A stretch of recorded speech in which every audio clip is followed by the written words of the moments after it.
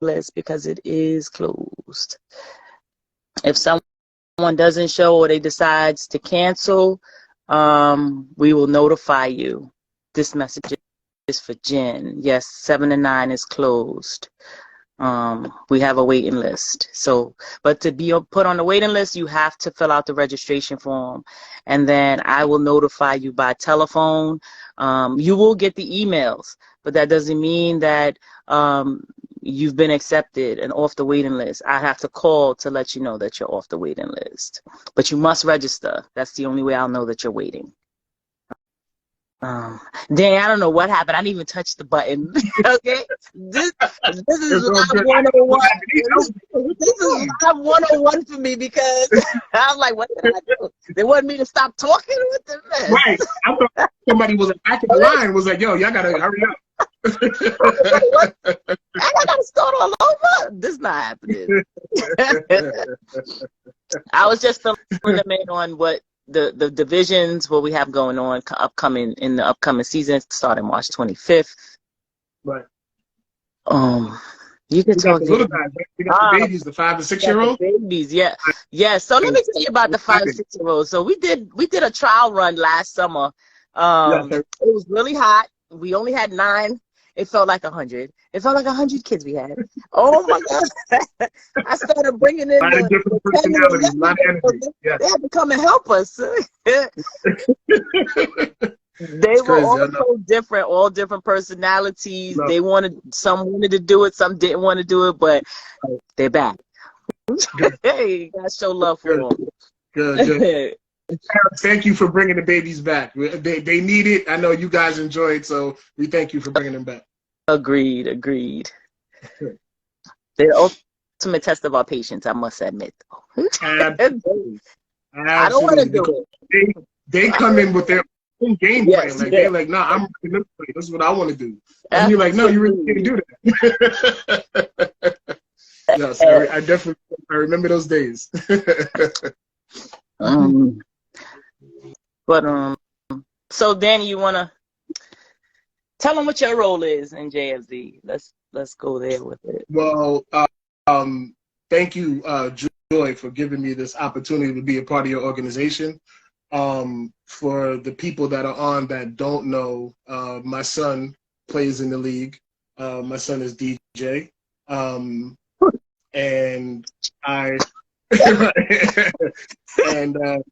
you know, I've loved the league from day one. I love the organization. I love the structure. Being a former high school and college player and current college coach, I understand what that structure is like. I know what it's like for me as an adult. So, you know, I've also seen the benefits of it, you know, just with my son alone. So I came to Joy and I wanted to know how I could get more involved because I am an NCAA certified scout and I have my own business, which is the North Hudson Athletic Consulting Group, short NHACG. We are an exposure agency and we help under-recruited high school players and junior college players get opportunities to play at 4-year schools. So once I came to her with that, she, you know, her and I talked and, you know, it was just like, you know what, you can give knowledge this way. And, you know, I was just like, okay, well, cool. I'll be a youth sports mentor. And, you know, once Joy approved it, you know, we kind of took it and ran with it. So what my goal is to educate the players and parents at an early stage, which I think is the developmental stage, about just the process. You know what I'm saying? Like understanding that this is definitely a marathon. It's not a sprint. You know, you want to see the finished product of your child at 15, 16, 17 years old, you know, if they get that opportunity to be able to play at the college level. So you want to build those strong skills now. I also want to help parents and kids understand who and what they are as an athlete. Something that was taught to me young by a legendary coach. What is your transferable skill? You know, what do you do well, you know, at this stage, 6th, 7th, and 8th grade, that will help you be a productive student athlete at the high school level? And then once we find out what that is, then we try to take that transferable skill and develop it and build on it. So then now we have, you know, a bigger picture, which increases our marketability. So now that transferable skill will now take you to college, you know? So that's what I wanted to, you know, help parents and players with. And also understand that every kid is different. They're going to grow, learn, and develop all at different stages. There are kids that may not be that athletic now, or may not be that coordinated now. And 5 to 10 years from now, the kid that's really, really good now, that other kid who didn't really start out as strong has surpassed them. Right. So, you know, parents, you got to be patient with your babies through the process. We all want our kids to be the best, and we all think our kids are the best, and you should as a parent. But you also have to understand that they're going to learn how and when they learn. No matter what we want them to do, or no matter what we may think they're capable of doing, it's going to come when it's ready to come for them. So it's a process, and we have to understand it, and we just have to be a supportive with them throughout the process, and let them know no matter what, if you score 4 touchdowns or you score no touchdowns, you grab 100 flags or none, you're still my baby, I still love you, and we're going to get better. No matter what, after this game, we're going to work on it, we're going to get better. So that's what I want to, you know, bring to the table for parents and players, and also coaches too, because our coaches volunteer their time. Absolutely. And, you know, a lot of these coaches are either former players or either coached at a higher level. So when you're dealing with a developing athlete, that's a completely different mindset you have to have. You know, like I've coached at the college level, and I'm currently coaching at the college level. I've coached at the high school level. I've coached at the post-grad level. So, and I also, you know, been where these kids are now, and you too, Joy. So we understand what it's like to, you know, see another kid that's good, and you're like, man, I want to be able to do that, and then go out in the game and not be able to do it, and then your head goes down. So I want to be that person to go and talk to them and tell them, hey, listen, you know what? That kid is doing whatever they're doing, but let's focus on you. Right. Let's focus on what you did well today. Were you a good teammate? Did you give max effort on every play? Did you show up on time? You know what I'm saying? Were you just, you know, let's focus on the positives, on you individually, and not compare. You know, that you can't do that as an athlete or as a coach. And in this day and age, unfortunately, that's what we do constantly. Every time we see a talented young man or a talented young woman, the first thing we do, oh, she reminds me of so-and-so, or he reminds me of so-and-so. And I think we got to take a step back from that. You know, maybe that person that you're comparing them to, they may not even see themselves as that player. Right. We got to let them grow on what they want to develop into themselves. You know what I'm saying? And we just got to be supportive along the journey. Agreed, 100%. You know me. A win is not the score. No. For me, a win on that field is not just the score. The score can say one thing. A win for each individual player is different. So a win for one may be, I'm going to grab a flag today. Right. For another one, I'm going to hit the sideline. I'm going to do something. You know, I'm going to cheer my team on. I'm going to be the captain. I'm going to encourage my team. I'm going to challenge myself to do this. And once you've done it, you've accomplished and you've won that day, regardless of what the score was. Absolutely. Absolutely. Listen, I can tell you, I have recruited players in college, and I never asked them how many touchdowns or how many baskets they scored in the 7th grade. That doesn't matter. What you do now is not going to hold weight when it's time for you to get to my level and be a recruitable college player or get a scholarship. So, like I said, parents, just be patient with your babies, man. Their time is coming.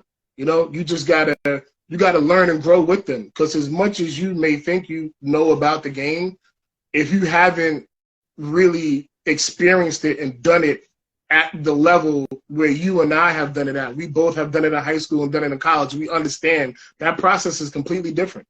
Mm-hmm. You know what I'm saying? So the fact that you and I are together and we're able to bridge that gap and give that knowledge to these, these young student athletes, I think it's very, very important. That's a powerful thing, and we're gonna, enhance a lot of student athletes' lives moving forward. Absolutely. I mean, in the past, I can say that we've had our ups and downs. We've had teams that lost every single game, but still managed to come back with a smile. Right. Because for them, they had fun doing it. I mean, for the coaches, it might have been a different story. They might have felt a different way. But for the players, if they have that joy, then mission is accomplished because they did something. You know what I mean? They could have got totally. And I'm talking from the youngest to some of the oldest, where one of the oldest couldn't catch a ball, caught a ball. They lost by about 35 points, but he caught the ball, so that was it for him. That made him feel good, and for me, that is great. That's what it's about. That's what it's about for me. I understand every coach want to win. This goes without saying, but if you have players willing to do what they need to do, and they're following what you ask them to do, know that there's always going to be somebody that's going to be better than you. But that gives you something to aim for, to be better. Yes. And we just try to encourage that. Better. No matter what level you get to, kids, there's always going to be somebody better. High school, college, and if you guys are blessed and fortunate enough to make it to the professional level in sports, there's going to be somebody better. There's always going to be somebody better. So you just have to and that's why I focus a lot on transferable skill, because your transferable skill is yours. It's tailored to you. It's kind of like your fingerprint. You know, what your transferable skill is not going to be the next athlete's transferable skill. And that's okay. We each have something that we bring to the table. So once we find out whatever that is, then that's when we start to develop that. Because when you look at players at the professional level, they have a role to play on a team. There's always going to be, in football, there's only going to be one person that's going to lead the team in tackles. There's only going to be one person that's going to lead the team in rushing. So everybody else has to fall in the line and play their role for the bigger picture, which allows that player to be the team leader, because that's his job. But there's somebody else's job to make the block for that person. You know what I'm saying? So, once we figure out what our transferable skill is, that's going to open up the doors for you and allow you to navigate, on your own path. I like that, transferable. I'm going to have to tell the coaches, listen, I'm going to have to ask them, tell me what your child needs transferable skill is. This is what I want you to tell me. Because at the end of the season, it is very important to me. I charge the coaches. Every child gets a medal, gets an award, and they get a distinct name. And that's because regardless of what they did on the team, you couldn't have done it without them. They brought that to the table. Yes. So it's for you to identify your personnel, what you have, what capabilities they have, and then work with it. I mean, grant you, we're talking about a 5-on-5. So the ideal way to do things is to make sure that everybody is able to do everything. But they're only going to probably be good at one or two things. But at the end of the day, if you don't have the key players that play these positions, somebody's going to have to fill a gap. So that's what I charge my coaches with doing, and finding that transferable skill in each of their players, which sometimes is very challenging, but it's okay though, because you need to find it. I've had coaches call me and be like, can I switch players? No, you can't switch players. I'm going to need you to do what you could do with the players that you have. And by the end of the season, it's an accomplishment for them. So when we talk about growth and development, we're talking about growth and development on every level, from administrative assistant to coaches to myself to Shonda, everybody, parents, everybody's growing and everybody is developing. Which way they develop and grow is a different story, but everybody is growing and developing, So that's very important to me, extremely important.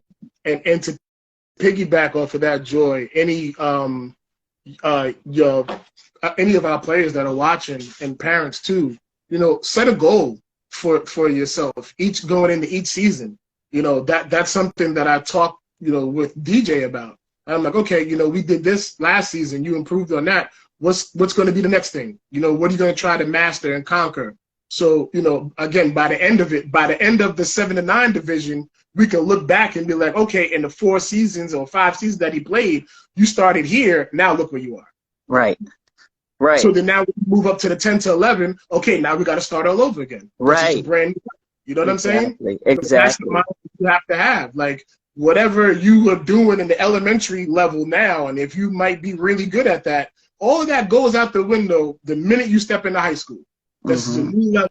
You have to start all over again. You have to prove yourself all over again. You have to develop all over again because you're at a level that you've never been at before. Exactly. So you can't really know what it is because you've never done it. So, you know, that's something that, you know, I try to let the kids know as much as possible. Like, it's okay to not know something. It's okay to not be good at something because that's the only way you're going to improve. Right. You know? Absolutely. And to speak to that, you know, I've had parents ask me if, you know, their child could be advanced. They don't fit the division by age, but their skill level, because they feel their skill level is good, can they be advanced? So it's not a practice of ours to do that, one, because we're not running a training camp where we can see the skill levels of every child. We run 2 weeks of training, and that's 3 hours each week, right? So, and more importantly, is for me as a mentor, you're able to be a mentor at 9. I believe that, because my thing is, if you were with us from when you were 7 and you are 9 now, then you should be an encouragement. You should be showing that 7 and 8-year-old what it's going to take for us to win. What is it going to take for us to level up? What is it going to take for us to grow? Advancing you doesn't help you, nor does it help the 7 and 9s, because at one point you weren't 9. You were 7 and 8, right? And you weren't going to get advanced to 10 to 11. So, you know, I nicely, politely declined. No, we won't be doing that. It's just not a practice of ours. And I feel as though you can be athletic, but you can also, you can stay in the division that you belong in and show your athleticism and grow and be the man or the girl in that division. But that doesn't mean that when you get to the next division, that's going to be who you are. You're going to start from the ground and work your way up again because you've reached a new level. So take your time to grow. There's no rush in this. You know, there's something that you can give, even if they say that, you know, I don't want my child to be bored with it. I get what you're saying, but at the same time, I'm trying to develop. It's more than just football, and I need them to understand that. It's just not about field work. It's about the gridiron of life. I think there's so many points that can be made through the sport of football that people just kind of like, they just focus on the actual sport. And it's so much to learn, and it's being taught through the sport because that's what they like. You know, meet them where they are. We're meeting them where they are, and we're using what they like to teach them the way of life. And that's the whole point in it. I can't get none of the coaches they could disagree if they want to. I'm not moving any kids up. It's not happening. You heard it, guys. So listen, it's not gonna happen. Listen, that's fantastic. I mean, you know, there's, like we said, there's always going to be somebody better, and there's always going to be somebody that may be a little advanced. But again, when you're talking about going up a level, like, it's not even just the physical aspect of it; it's the maturity aspect. Indeed. Like, if you're 9. And now you're dealing with 10 and 11-year-olds. Yeah, okay. In our age bracket, 2 or 3 years may not mean much. Right. But at that age, it's a huge difference. Don't tell if you're a age. 9-year-old, right? Age. No, I'm not telling you. That's why I said our bracket. So, like, if you're a 9-year-old and you move up and you still, you know, play with toys and stuff like that, and then you got 10 and 11-year-olds that kind of like, yo, like, that's what you're talking about? Like, you playing like that'll make a kid clam up, feel uncomfortable. You know what I'm saying? Like, there's so many different things that go into that, moving a kid up, and it's a process. Right. Like, I can't stress enough how much of a process it is. And I use myself as an example a lot because growing up here in Bayonne, like I was a 6'3" 8th grader, you know, playing elementary school basketball here. I was the tallest person in the league. I was taller than the referees. I was taller than the coaches. I was the biggest thing in the league. But I knew skill-wise, even physically, even though I was physically dominant at that level I was at, playing varsity level basketball against dudes that are 17, 18 years old, that's a huge difference. A huge difference. And again, mentally, I was in the headspace of a 7th, 8th grader. I wasn't in the headspace of a junior in high school. Right. Like me and a junior in high school at that time couldn't have conversation. We had nothing in common. Right. You know what I'm saying? Like I had a curfew, they didn't. They were going out going to parties, I couldn't. So it's just like it's more than just the competitive aspect of it when you're talking about moving a kid or skipping levels. And that's done a lot on the basketball circuit with AAU. You know, if you're doing it as a team, that's one thing. But just to push a kid up because they're talented, I don't always agree with it because, like I said, there's a lot that goes along with it. Right. Agreed. Yeah, so that's a key component for me. You know, I wrestle with it sometimes because you see they're like, yeah, they're gonna be 10 in a few months. I said, well, in a few months we'll have another season, and then they can play up and they can be ready for it. You know, I just want them to know that that's not the way to life. You know what I'm saying? You can't always advance. It's not a credit card transaction. Skit at the end of it, like you got to go through it. You got to watch it. Right. Exactly. But you know, it is what it is. I'm excited about the season coming in because we have so many. We have new faces coming in, so I'm excited about that. I'm excited to see the old faces. We actually are working with the girls specifically because we're gonna enter them into a girls tournament. We plan to do more tournaments and things like that, but it's important for me that we have the resources, and tournament is more of a commitment to practices. And again, these coaches devote their time and energy every Saturday morning. Some of them do it during the week. And I don't take it lightly because they volunteer a lot of their time. And they also volunteer their time on Mondays when we have coaches meetings and things like that. So I don't want to pull. I want to make sure that they're in it 100% to be prepared for these tournaments, because tournaments are a whole different beast from just regular league play, which we entered one tournament, as you saw, and we got beat in every game, but it was okay because I needed them to be exposed to that. I needed them to understand what's out there, because what you do on Saturdays is not the same as what is out there when it comes in terms of tournament play. Right.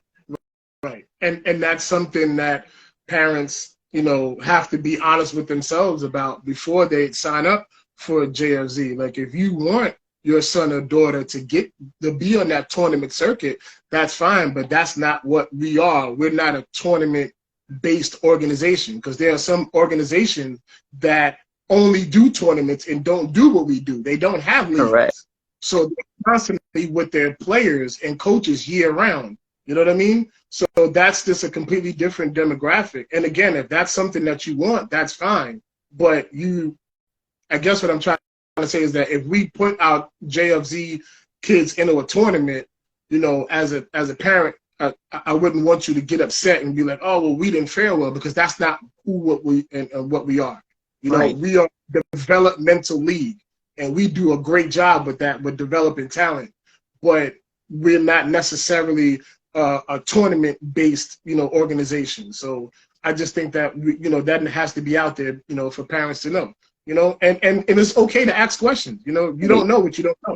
You know, sometimes people see stuff and they're just like, oh, well, this organization over here, they go to tournaments and we do stuff, and it's like, no, we're a little bit different. You know, this we do. We're more about the bigger picture, long term. Right. You know what I'm saying? One is not better than the other. It's just whatever you prefer. Right. Yeah, many of the teams. So I spoke to a lot of the coaches when I did go to the tournament. They do what do you call it? Uh, they got a tryout, Yeah.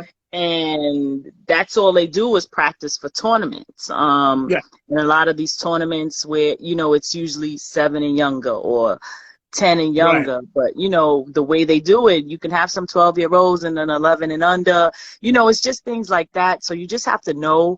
And I just feel like I don't want to cheat them. I want to make sure that that I can allot, or we can have coaches that can allot the time to spend, because it's going to take more than just a day of practice. It takes multiple days of practice, so it takes much commitment, and that's on every level. So, and with being the league organizer, just trying to get the regular season league on the ground, and then if this was my only job, it'd be a different story. But I still work every day. Like when season comes in, I'm working 6 days, because Saturday is definitely a day of work for me.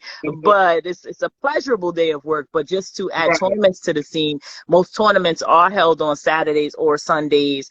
So it's very difficult to do during the season. But grant you, in the long run, we will begin to implement more and more and get more players out there and see what we can do. But it's a timing for everything. So I'm patient. I need y'all to be patient with me.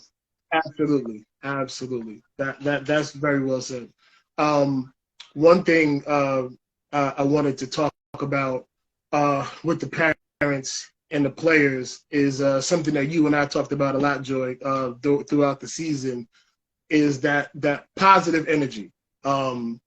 That positive energy at the games, positive energy on the sidelines. Listen, my son I'm about to put them outside the gate. That's why I'm about to put all the parents outside the gate. They're not allowed to be on the sideline. They don't listen. and I'm a dad. Like, so again, like I stated earlier, my son is in this league. So of course I want my son to win every single time he steps on that field. But I know that's not going to happen. You know what I'm saying? And it's okay to cheer for the other team. It's okay to cheer for those kids when they make fantastic plays. You know what I'm saying? Like, I try to practice that a lot, and just give positive energy. And just even for the kids too. Like, I did a video about this earlier, like positive self-talk. You gotta be a part of your own rescue. And what that, when I say that, I mean that, you got to sometimes bring your own energy. Sometimes, your teammates may not have it. They're getting up very early every day to go to school. And now there's an additional day that they have to get up early. Even though when they get there, they all have fun. But, sometimes it's a struggle getting them up early. So, if you can just have that positive mindset and like, hey, listen, no matter what happens, we're going to come out here and give 100% on every single play. You'll be surprised, how that mentality, carries you throughout the season. Even if you're winning or losing, it's just being positive, trying to stay positive as much as possible. It's just, it's just always a good thing. It's just, it makes you feel better too.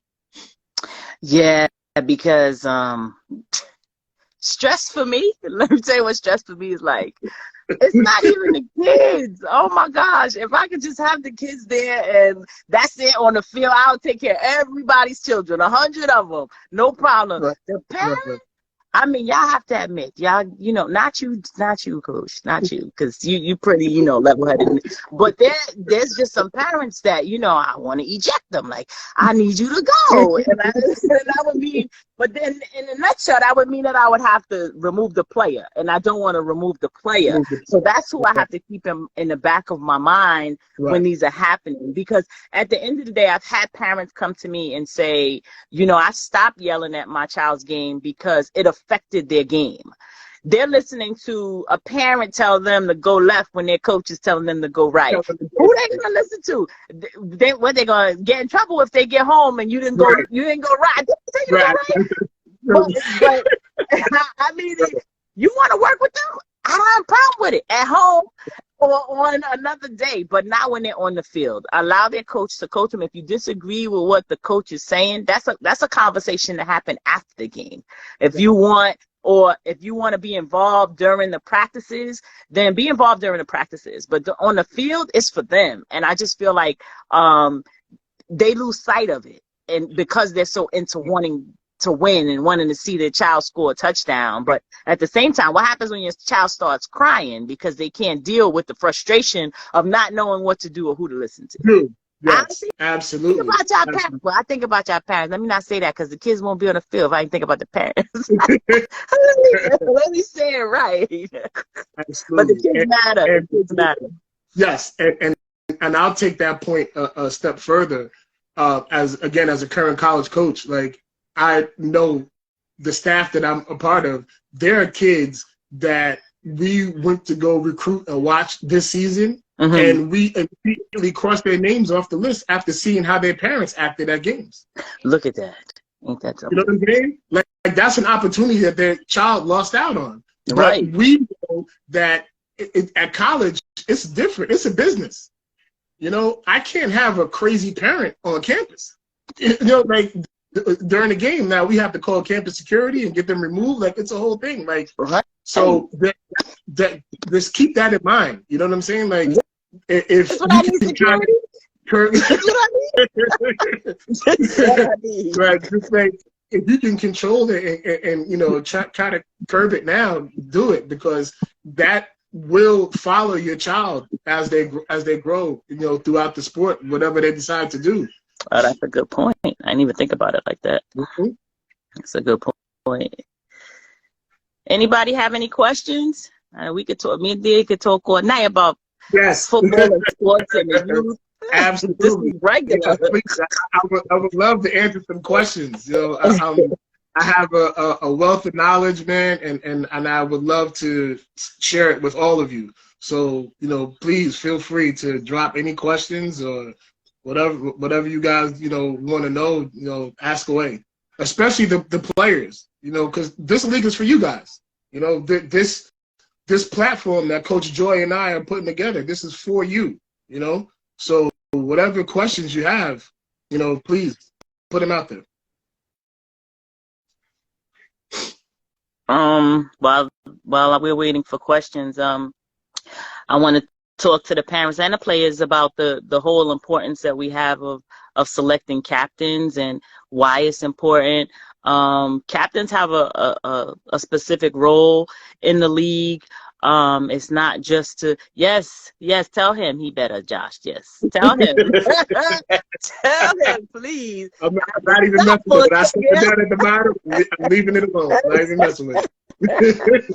But captains, we're trying to raise leaders too, right? So in doing that, captains are important because they play a crucial role in trying to keep the team together, trying to keep them focused when they're losing, when they're winning, when a player's crying, when they don't know what to do. Just being able to take that slack, and they may cry too. Captains may also cry, but that's all a part of the development. We want to raise leaders, but we also they must follow the right lead in order to raise good leaders, right? So we teach them how to lead. We give them steps, responsibilities at a young age. On into older, the problem that I see that we have as being a mentor is that we wait for certain ages for things to apply to them. But in today's society, because as adults we tend to say we've been there, we've done that, but we have not been there and done that in the generation that we live in today. So it's a total different environment, total different beast that they deal with. So being able to learn from them, and part of learning from the youth is listening to them. Like, they actually have some good things to say. I mean, they don't have they don't have it all together, but if you take the time out to listen to them so that they know that they have a voice and someone is willing to listen and not be like, no, be quiet, you know, let me tell you what I had to say. You know, they want to be heard. If they get cut off, then they're gonna isolate themselves and they're not gonna say anything. But it's nothing wrong with if a player says, I got an idea, coach, here's a certain play I want to run. If it makes sense, let them run it. Because if it doesn't work, they'll see that it didn't work. And then they'll say, okay, well, that didn't work, coach, so maybe we should try something different. But don't disregard them. That's one thing that I do, and it's very important as a mentor, is listen to the youth. You have to. You have to. we are constantly telling them, tell us how you feel, tell us how you feel. And then when they go to tell us how they feel, then we tell them that we don't want to right. Right. Get out of here with that. Get out of here. What are we doing? Like, that's so counterproductive. But kids, these kids especially, this generation, they're so much more advanced than we were, Joy. Like technology and things of that. Somebody could have explained why this thing shut off on me. I don't even know what happened. Like their thought processes, but also there's so much more that unfortunately they're being exposed to and they have to deal with and navigate through. Agreed. You know, there was so many things, Joy, that we just at a certain age that was off the table. It was taboo. Like we didn't talk about that. We didn't watch it. We didn't do anything until we got older. Right. Now there's no filter. Nope. It's in the curriculum. Everything. It's true. Out there. It's and it's just like, whoa, like, and they have to process that, and we have to be a part of that processing for them. Because of course they're going to come to us and be like, well, what does this mean? And I don't understand this. So, you know, we got to keep that in mind. They have to have a voice. And you know, having that captain, what it does, it also shows that there's different ways to lead. You know, there's the vocal leader that's going to be the rah-rah guy or girl that's going to get, come on guys, we got to get it together. And then there's going to be the person that's just going to go out and do it by example. They're not going to say anything. Coach is going to say, I need you to get that flag, and they're just going to go out and do it. That's still leadership, and that still has to be acknowledged, and it has to be celebrated. You know what I mean? Absolutely. So that's something that, you know, because I'm speaking from experience with my own son. Like, I know how it was when DJ started, and now he's so much more vocal. He's still a little bit shy about talking in front of people, but he's definitely opening up more to his coaches now, telling them, Coach, this is what I see. Because he'll come to the sideline and tell me, Dad, that they're doing this. I'm like, go tell Coach. Right. You know? Right. Don't tell me. Right. You got to go tell him. Right. So just that growth with him, you know, being forced kind of to open up and talk and verbalize, we see the difference with him at home. You know, like DJ was a kid that never really talked a lot, and now he just talks all the time. Embrace it. I don't mind it. Right. I love it. I love seeing the growth in him and all these kids. You know, and that also speaks to the point that you were talking about earlier about not moving them up. Like the group of kids that DJ started with when he was 7, like those kids are all going to eventually move up together. And that's the beauty of it. They're all learning and growing together. And then it's like, okay, now we're going to all go to this next step together. And now we're all going to start all over again but we're all doing it together. Exactly. You know, you're with your peers. So it's not, you're not going to look like, well, damn, I'm playing in the 10 and 11, and I don't, these routes that these coaches are running are a little bit more advanced, and I don't understand it. Well, when there's a group of 8 or 10 kids that all move up together, none of you guys understand it. Right. So now you're all learning it together. Right. So there's no like, well, I'm embarrassed and I don't want to mess up, or, you know what I'm saying? Like, it eliminates that. It evens the playing field. So I think that's the thing that I love the most about this league, is that the growth and development in everybody, it just goes at the time it's supposed to go. Absolutely. That goes back to the beginning, when we first started and we were on a training level, when we had just 15 kids. The goal was to cross the bridge, and the bridge was the bridge of understanding is what it was called. And you go from one side of the bridge to the other side. Now, if your choice was to catch a ball, and that was part of your bridge crossing, then you did that. But if you got over to the other side of the bridge and you decided you didn't want any parts of flag football anymore, we were okay with that, because you've crossed that level. But know that in life there's multiple levels, there's multiple bridges that you're going to have to cross. You're not going to get stuck in the middle of the bridge, right? We want you to make sure that you get off the bridge. That's the goal. So, and everybody, all the players that are listening, set goals for yourselves. You know, your parents can have goals for you, but you know what you did last season if you played with us last season, and you know you should do something different, something in addition to what you've already been able to do. So whatever that is, you need to get it set in your mind before March 25th and execute it on April 22nd when the season starts. That's part of it. You know, you just got to get over, and once you cross that bridge, there's another bridge to cross. It never stops. It never stops. So that's what you need to every Saturday morning is a different bridge. Absolutely, you know? Absolutely. Because you can do that on the first day. The next day, okay, what am I gonna do now? Right. Absolutely. And that's what's so key with our combine, because it gives everybody an opportunity to learn each position. Mm-hmm. There's no coming in and be like, oh, you know what, you're gonna be my this. No. Give somebody else an opportunity to show you what they can do too. Because now you might have 2 quarterbacks, or you might have 2 running backs. You know what I'm saying? So that just makes your team better, but then it also gives that kid confidence.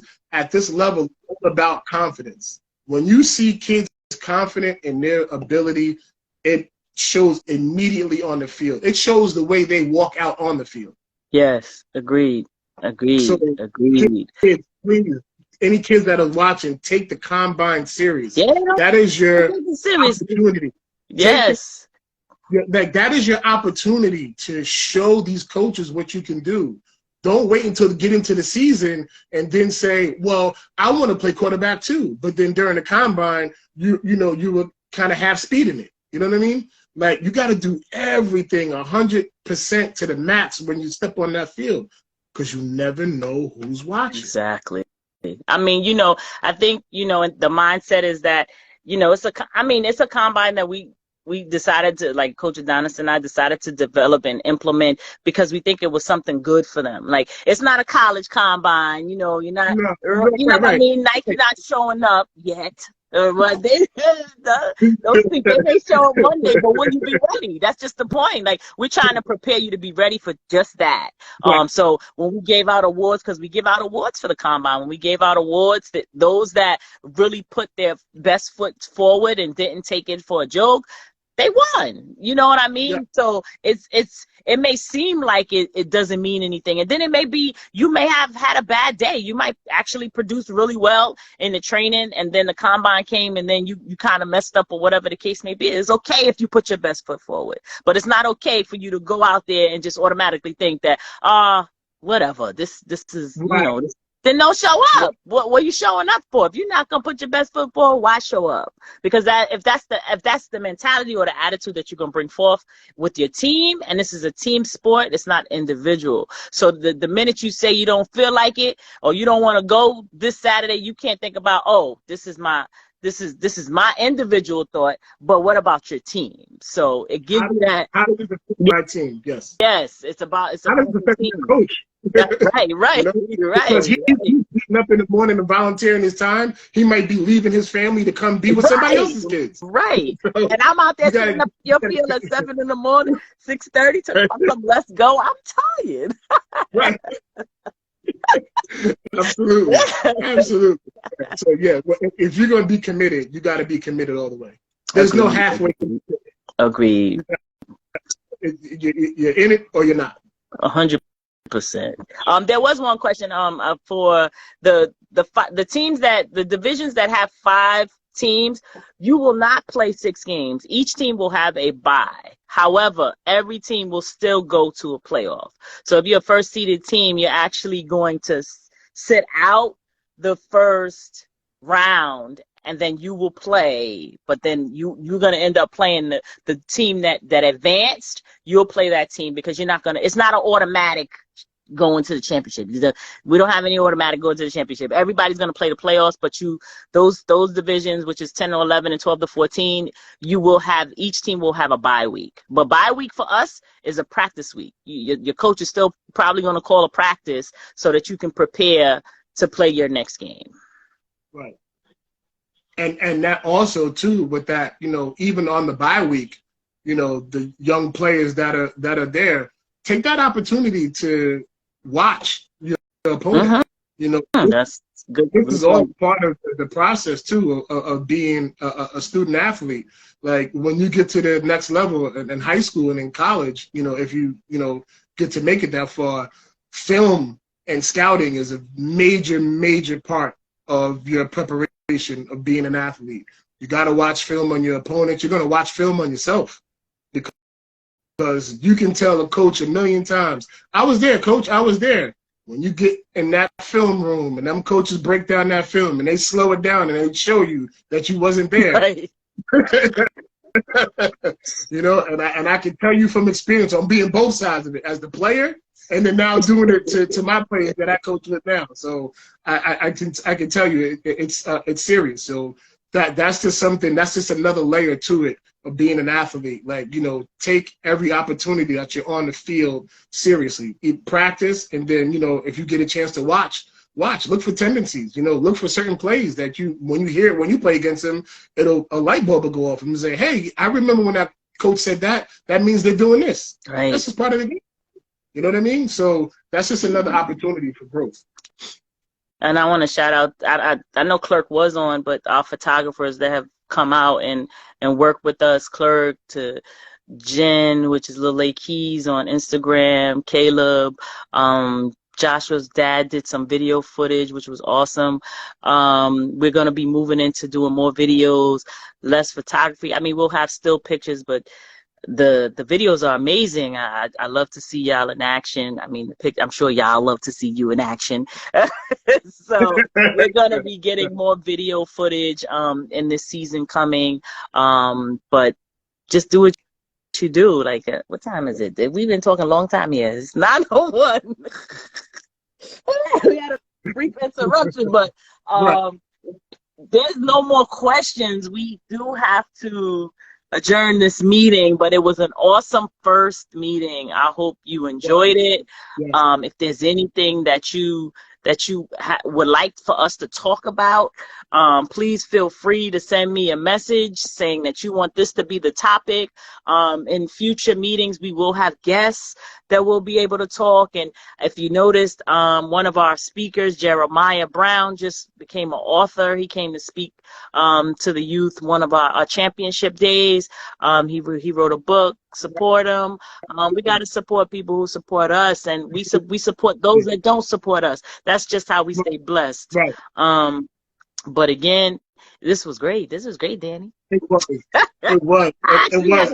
I didn't even realize the time, George, because like I told you earlier in the week, I'm like, I can literally stay here and talk to you about sports. Like, 11 o'clock, 12 o'clock, and so I'm glad somebody is regulating and cutting me off. Exactly. But everybody, it's been a pleasure. Guys for having me. It was great. It was great. I'm so excited about doing this.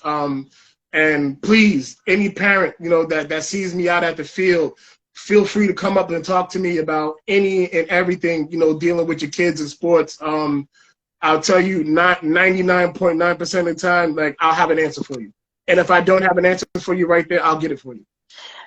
This is what I'm talking about. This is the networking, growth and development, y'all, on every level, growth and development. Yes.